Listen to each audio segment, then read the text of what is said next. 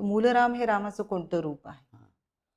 उत्तरादी मठाची जी परंपरा आहे त्या परंपरेनुसार सर्व भाविकांना अशी श्रद्धा आहे की हे रामदेवाचं जे रूप आहे किंवा प्रतिमा आहेत त्या खूप प्राचीन आहेत.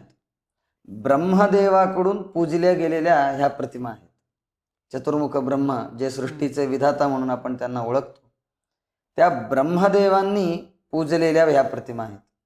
ह्या प्रतिमा वंशपरंपरेने म्हणा किंवा परंपरानुसार म्हणा सगळीकडे अनेक मोठ्या मोठ्या व्यक्तींकडून पूजल्या गेल्या.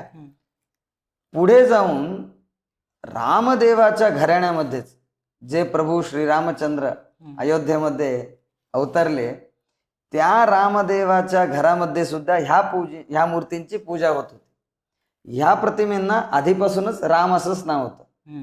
घराच्या आराध्य देवतेचं नाव आपल्या मुलाला राहावं, ज्येष्ठ पुत्राला राहावं, ह्या अभिप्रायाने दशरथाने आपल्या प्रभू रामचंद्राला श्रीराम असं नाव ठेवलेलं आहे. म्हणजे ह्याच प्रतिमा पुढे जाऊन सीतादेवीने पूजलेल्या आहेत. भगवत भक्त असलेल्या श्रीराम भक्त असलेल्या हनुमंताकडून पूजले गेलेले आहेत. असा हा संप्रदाय एकूण येत गेला.